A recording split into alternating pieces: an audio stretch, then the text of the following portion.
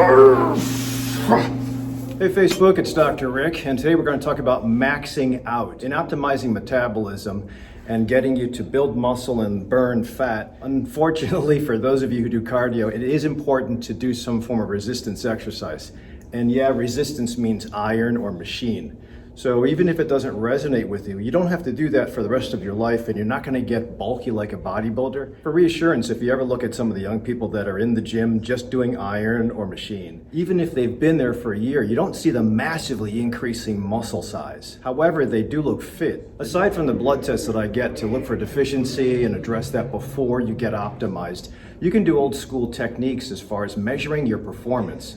But that usually means you have to be well versed with what to do in the gym or have a coach. I think the expertise that you'll find in the coaches at the Endorphin Effect Training Center will give you the combined talent to problem solve any plateau. The idea with sprinkling in exercise to your recipe of lifestyle change is always to maximize on your potential to fight infection, beat diseases that usually happen in the decade of life that you're in, and just keep you ready for what's coming ahead.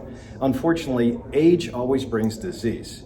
But if you look at the athletes that have aged gracefully, usually they don't have any prescriptions and they don't have any diseases. There's never a guarantee, but I would always stack the odds as far as nutrition, exercise, deep sleep, and mindful practice, and we offer that all at the Endorphin Effect Training Center. When you invest in a coach, we design things that will fit your template of healthy lifestyle. If you don't have a template, then we design it for you as well. Understanding that different people have an interpretation of resistance that is based on what they experienced when they grew up, whether they were in sports or whether they just did gym class every Wednesday at high school and grade school, it's important to give you a plethora of different options. Proper resistance training is actually applying force to muscles so that it will get through a level of hormesis. Hormesis is when you apply a stressor and the organism improves its defenses against the stressor for next time.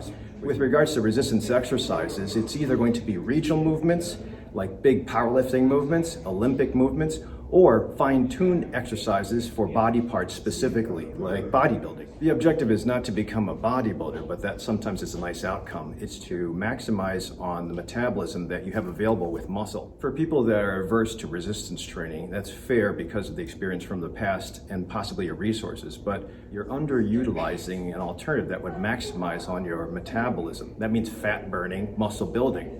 When you just do cardio, I think that's fair. When you do resistance, but it's body weight, I think that's fair. But I think you have to overload the muscle to make it grow faster and make it optimized. So the concept called 1 rep max and bulking phase, it's important to understand, and we'll talk about that in a second. To extrapolate on why I would want somebody that's averse to iron or machines or going to the gym to actually engage in resistance exercise, it's important to understand what you can gain out of it. The basics of what muscle does is it contracts. You have muscle fibers, actin and myosin, and when they're triggered, they contract, they shorten. When they shorten, you get movement of some joint. When you have movement, you have locomotion. But there's far more beauty to the musculoskeletal system than just contraction and locomotion. Start with the concept of what you see in a skinny young athlete. When that person engages resistance exercise of any sort, you see definition occur, and then you see bulk occur, and then you say, hey, that person's fit. Usually between freshman year high school and the age of 26, hormones are just on fire. The gonads are maximized to procreate and have the species survive. Sometimes, even if you eat crappy, you won't gain weight, which is something I really envy, because as we get older, hormones decrease.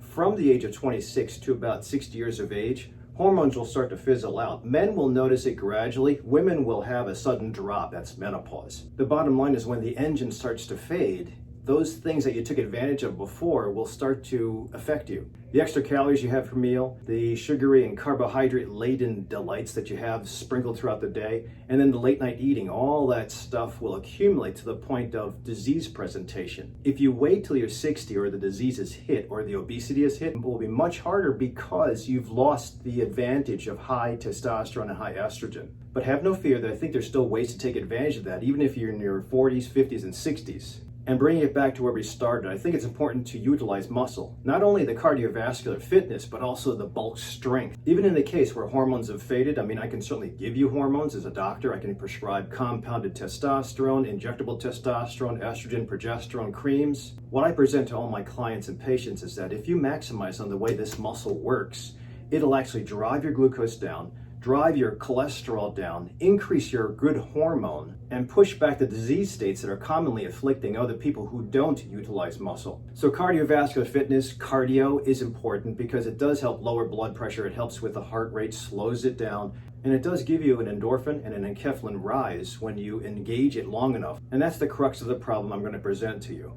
With my cardio adapted patients, cycling, swimming, running, long distance hiking, they are very well gifted with tolerating lactic acid long term. When I take a group of people on an excursion hiking, you can see who hasn't trained by how slow their group goes. Ultimately, the speed of the group is always limited to the slowest person. Likewise, when my patients are trying to maximize on disease prevention, strengthened immunity, maintaining independence, and just overall happiness, it's important to utilize every tool that you have. For the builder that has a screwdriver, a hammer, and a saw, and he refuses to use the saw, he can still get by with building a house with just 2 tools.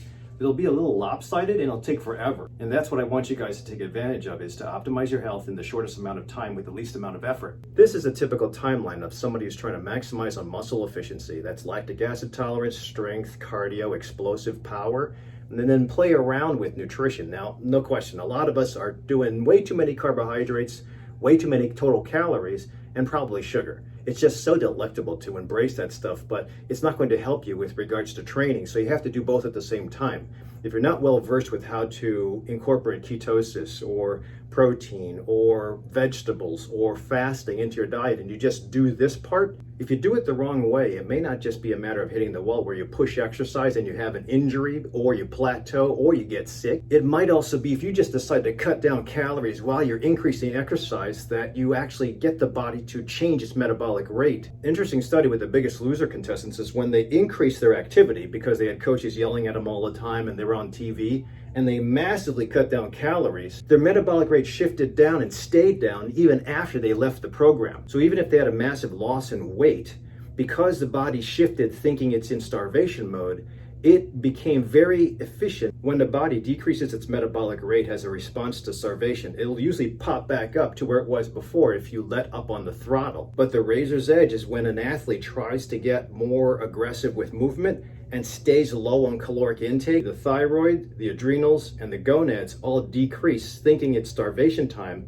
and they become very efficient with even less calories per day. So what you end up with is a lower amount of calories gives you the same fat as before, even with all the effort you're doing. And you don't want that. That's why the Biggest Loser contestants, even the winners, usually gained more weight than when they first started. I think effects will be longer lasting without the screwed up metabolic shift if you pulse your training, meaning you get to a max and then you decrease, and you get to another max and you decrease. What I mean by 1 rep max or maxing out is that your training should be geared towards maximizing on your efforts to some form of performance. Whether it's a bodybuilding competition, end of the season championship, doing your best with displaying a maximum lift, or possibly hitting a personal record if you're using time as your variant. If you slowly train, increase to your maximum performance, and then give yourself a break, and then build up again and give yourself a break, I think that kind of a pulse will serve you best without resetting your metabolism. The fuel source should be manipulated as well to max your efforts. The biggest bang for the buck is to get rid of the crappy stuff like sugar and excessive carbohydrates, especially the processed stuff. I usually tell my clients that when you hit max, anything you put in your mouth either has to help you or harm you. Some behavioral therapists are probably thinking, ooh, that's an entry level into orthorexia. That's why it's important to consult and get clearance from your doctor or your therapist before entertaining any kind of lifestyle change. The bottom line is that if you've deployed everything you could think of from way back when to lose weight, maximize on immunity,